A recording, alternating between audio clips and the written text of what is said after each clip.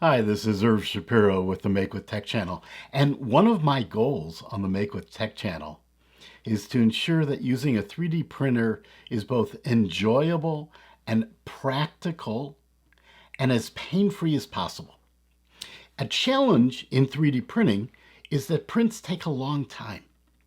And ideally, perhaps you would be there watching your 3D printer the whole time. So in case something goes wrong, you can stop it. Otherwise, you end up with quite a mess of filament all over the place. One way to do that is to install Octoprint on a Raspberry Pi computer and integrate it with your 3D printer, and then add a webcam to the Raspberry Pi. And for some people, that's just too much of a lift or not worth the effort.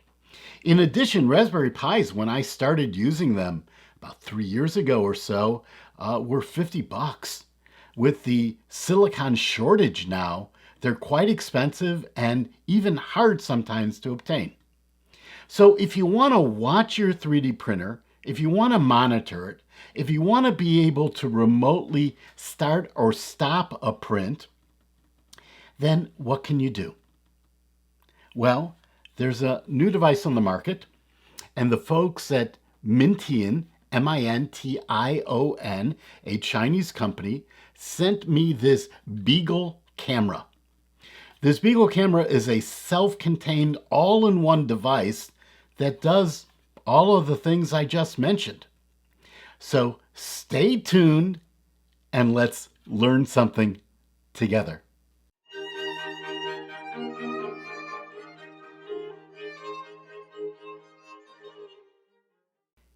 Here at the MakeWithTech channel, I attempt to teach people how to create, innovate, make things by using desktop technologies. I happen to have a 3-year-old Ender 3 Pro I'm using as part of this demonstration today. But I also cover a bit of software development, how to use small computers like Raspberry Pis, and shortly I'm going to be doing a fascinating review of a relatively powerful desktop laser you can use to cut and engrave a variety of materials. So if you want to watch more videos about topics like that, please subscribe to this channel, click on the bell so you're notified about new videos as they come up. And if you like this video, hit that thumbs up, because the YouTube algorithm will show you more videos and will favor me if I get more thumbs up. So let's talk about monitoring your 3D printer, but let's also talk about something very fascinating. Many of you have probably seen videos that look like this. These time-lapse videos are often done with a plug-in to Octoprint. As you recall, I mentioned that Octoprint requires a Raspberry Pi. You have to install and set it up, and it's not hard to do, but it takes time. You have to buy your own webcam. All of those things together add up to expense and time. And then you have to install a plugin called Octolapse, and the Octolapse plugin allows you to do that type of time-lapse video. Now, there are other ways to do it with cameras or other techniques, but what is unique about videos like this one that we were just watching is that you'll notice the 3D printer head has moved out of the way. So you can just sort of see the print grow. Well, the Beagle camera from Mintion also does that. So let's talk about this camera. First of all, you can buy the camera today directly at their website, and I'll put a link to the site where you would buy it. Actually, their website name is 3dprinteraccessories.com. So it's not Mintion, it's not the company name, it's 3dprinteraccessories.com. And this camera sells for, let's see here, $70. Now, what it includes is the processor, a camera. It is a fixed focus camera. We're going to talk about that in a few moments.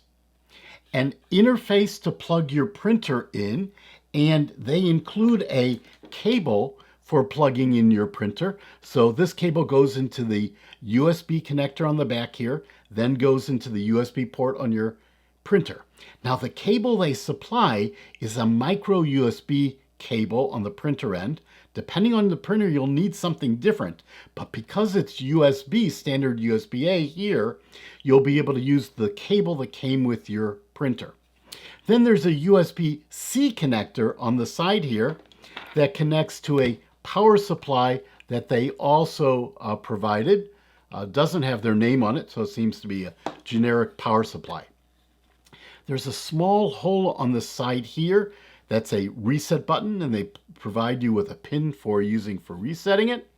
And there's a slot here for an SD card that records both the models you're printing. It stores a copy on that SD card, but it also can record videos on that SD card. Now, while this camera is in use, it does connect out to the internet back to Mintion, and that's so the application that you load on your smartphone can be used from anywhere. However, if you don't want to have it connected to the internet, while you need to be connected to the internet during the installation and setup, once it's all set up, it can be used just connected to your computer and on a private internet. You won't be able to use the app, but you will be able to use it with a browser. And I'm going to show you both the browser interface and the application interface. Okay, let's get started showing you how you would set this up. It's quite straightforward, and it does come with a user's guide. The user's guide is okay. It's not a poor translation, so it is very readable. It's a little bit small for an old guy like me, but it has the information you need, but I'm going to take you through it step by step also.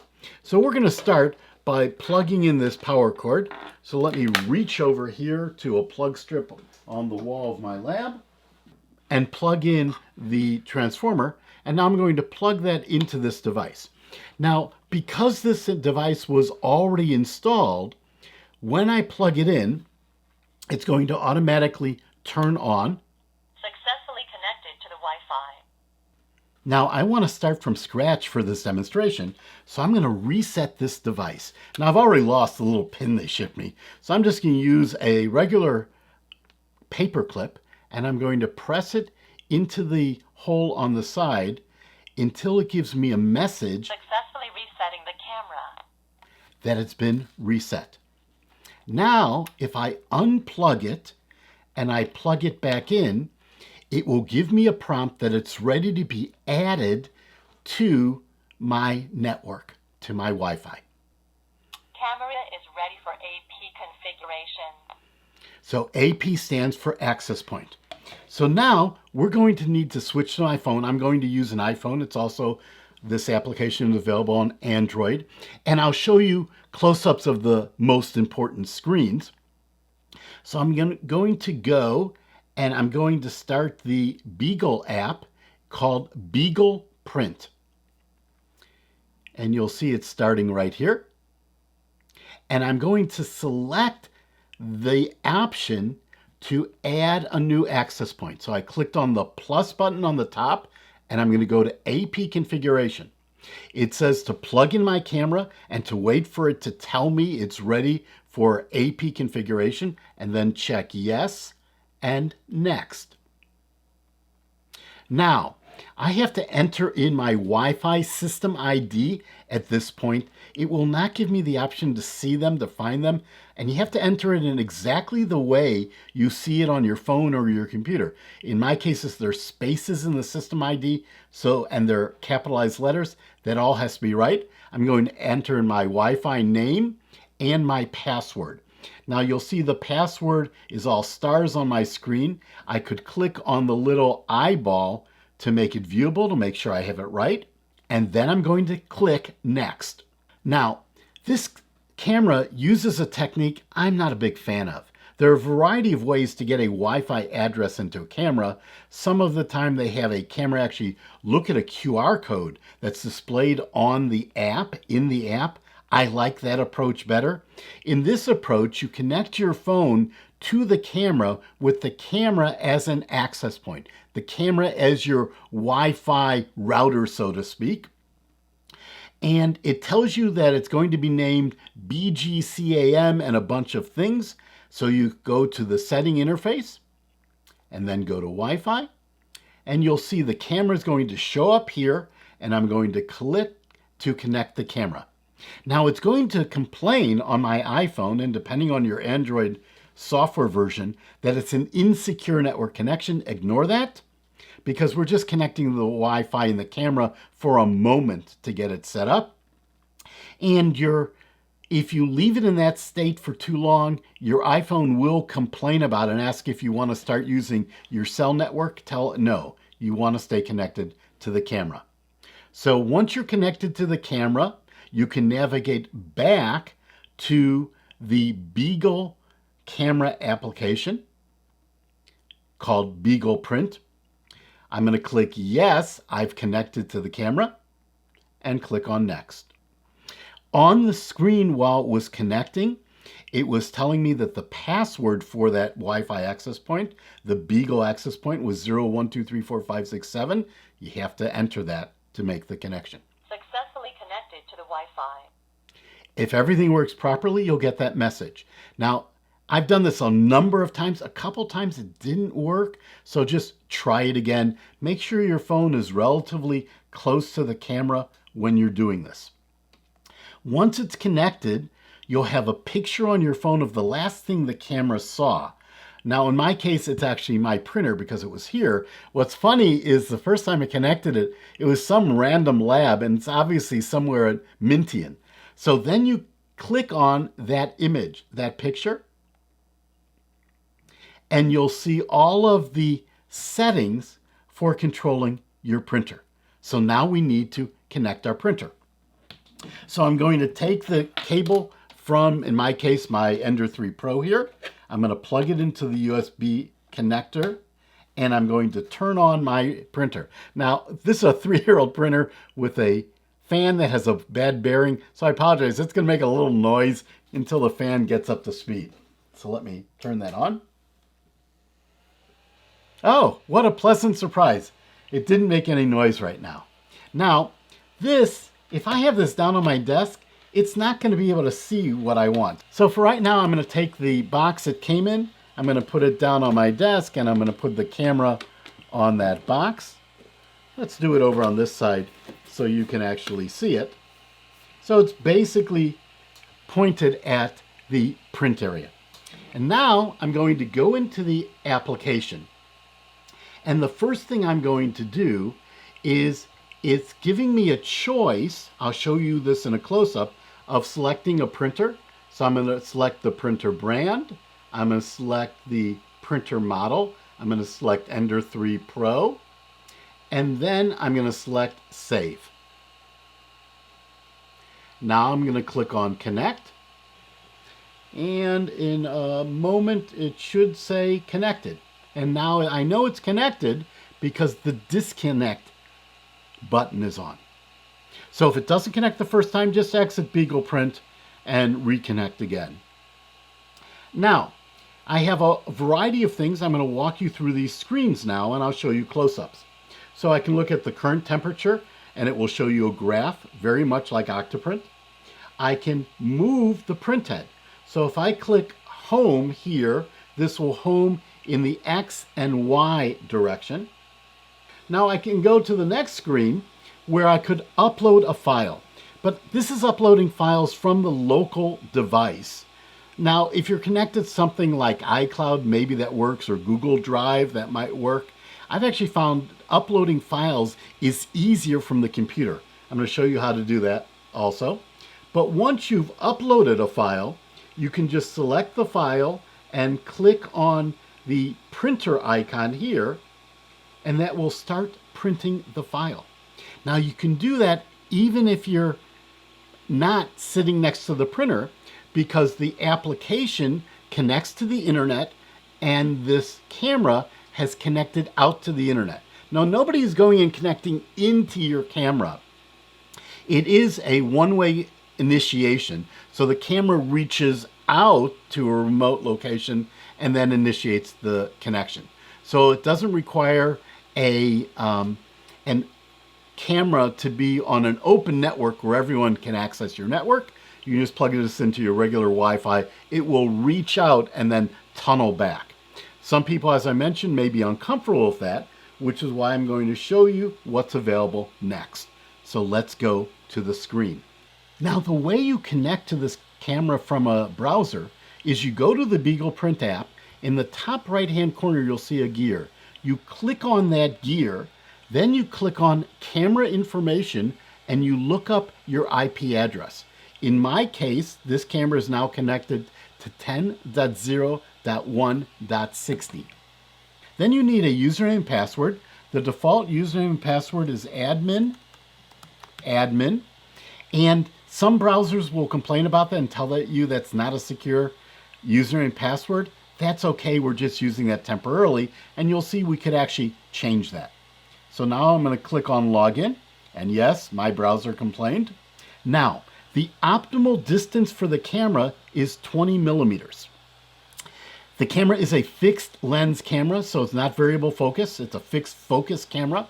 You can take the 4 screws out of the back and take the camera out and adjust the focus just a little bit by turning the lens, and you can make it as far away as 30 centimeters. Now, the screen is actually quite nice. There are some formatting errors you can see here on the screen, but it basically has the same types of functions as the app, but I find it in fact a little easier to use.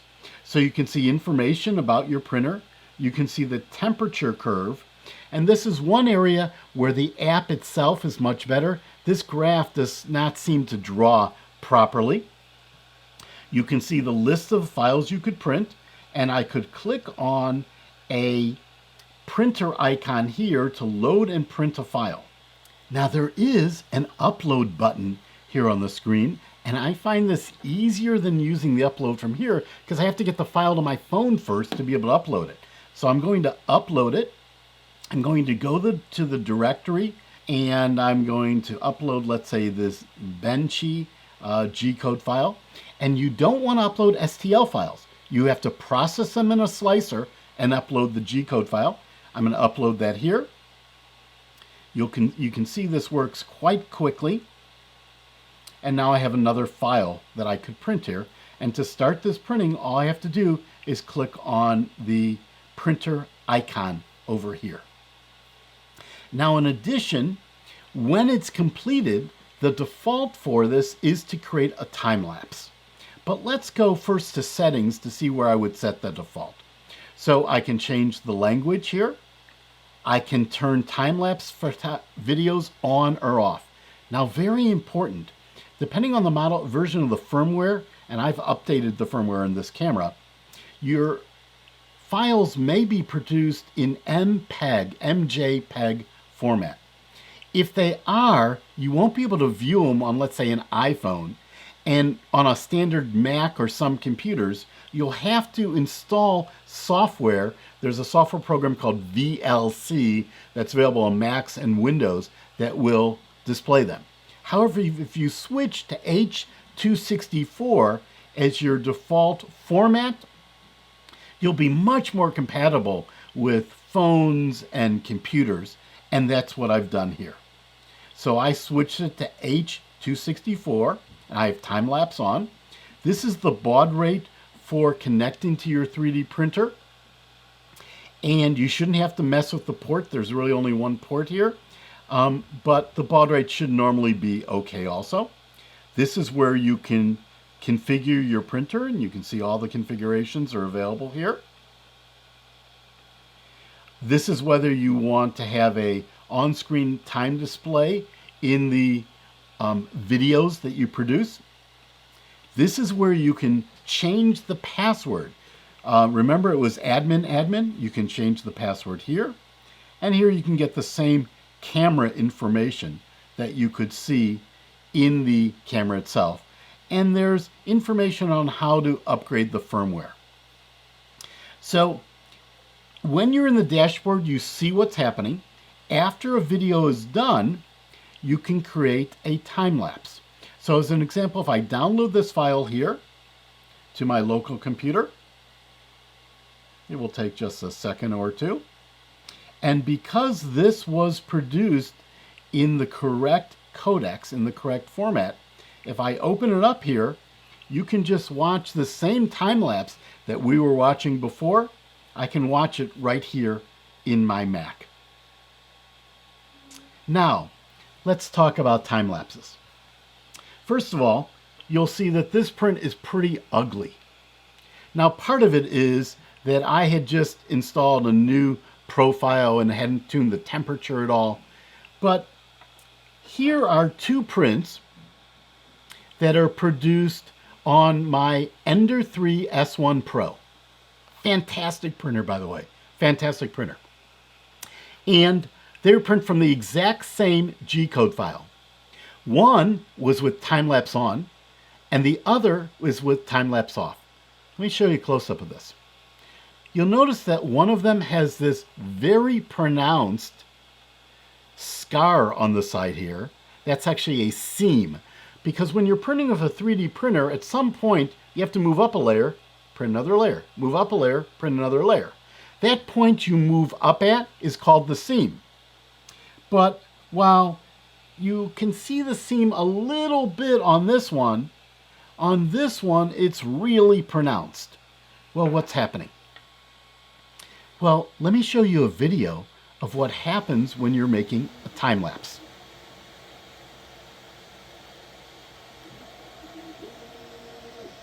You'll see in this video that the print head actually moved away when the camera was taking the snapshot. And that was so you have that nice smooth movement without the print head in the way. Well, when you move the print head away, a couple things happen. First of all, the temperature starts to change perhaps on your print head, depending on your firmware, depending on how things are set. But more importantly, the temperature on the printed object absolutely changes because it starts to cool. When you move back, you did a retraction when you moved away. There might have been filament still oozing a little bit out of your nozzle. You move back, it starts to extrude again. The extrusion's not perfect. So anytime you use whether Optilapse or this camera to create those pretty time lapses, you're impacting both the quality and the strength of your print. The strength, because when you move away, that layer is cooling a little bit, so you put the next layer on top, it may not adhere as well. It may not be as strong. So while time lapses are beautiful for demonstrations, I'm actually going to use this Beagle camera for a bunch of time lapses on my channel because it's just easy to use. I would not recommend them for your highest quality prints. Another example here, this is a Benji that prints perfectly on the Ender 3 S1 Pro normally. I mean, just a beautiful print. And I've never seen a seam like this on a Benji before. This seam was caused by the time-lapse photography. So let's look at a couple more settings to finish this up. There is an option that when you've loaded a image for printing, so let me actually take and start a printing. So I'm going to go to the file list down here, and I'm going to click on print over here. So now the printer is going to start printing in just a moment. But now we can look at a 2D view, basically a layer view of what is printing in a particular layer. But unlike Octoprint, this is not real time. I won't see the print head moving. I can look at a 3D view. The 3D views are really pretty ugly. I can see the actual G-code that's going to be printed. And we've already gone over settings. Now I'm going to take and cancel this print. So what do I think about this camera? Well, first of all, it's more than a camera. It's a camera, it's a computer, it's running a program like Octoprint, and it has a browser interface. It has a phone interface if I'm comfortable with it connecting to the internet.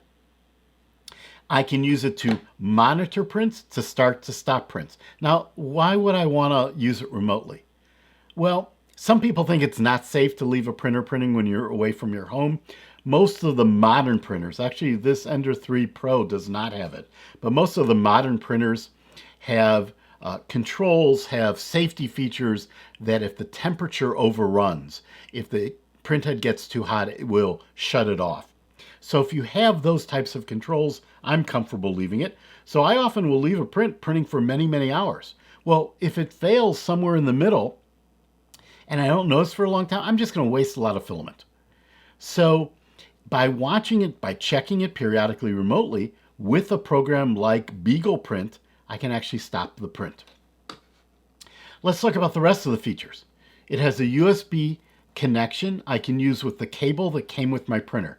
So Ender 3 S3 Pros use a USB-C type connectors. I have other printers here. I have 13 different printers here in the lab. I have other printers here that use a USB printer style connection or USB mini or micro connectors.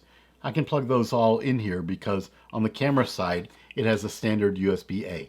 It uses USB-C, which is a good interface for the power supply. It has a reset button and it uses an SD card to store the print. The firmware is upgradable in the printer, and this all sells for about $70. So my conclusion is it's a very, very good value. Now, the software is not perfect. I showed you a number of times I had to either restart the application or restart the camera, depending on what was going on. And the website has some visual anomalies. Some fonts are not sized correctly. But in the last 3 months, they've released 3 different versions of this software already. And since the firmware is upgradable and the firmware driving the web interface and connecting with the printer and connecting with the app are all in the camera, by upgrading that firmware, you basically get an upgrade to all those features. So I think for the right user, this is a great, great value. If you're really comfortable with spending a lot more money buying a Raspberry Pi, installing your own software, Octoprint is a fascinating ecosystem. But you could end up spending as much as you spend on a 3D printer nowadays because of the increasing prices of Raspberry Pis. Folks, I hope this was useful to you. I liked using this device, and I'm going to continue to use it. Thanks again for watching. Please give me a thumbs up to help me with YouTube, subscribe to the channel, share it with everyone you like. If you want to talk about this, show me some of your time lapses. Go to forum.makewithtech.com and post your time lapses there. I'm going to post some for my viewers. And let's continue to learn things together.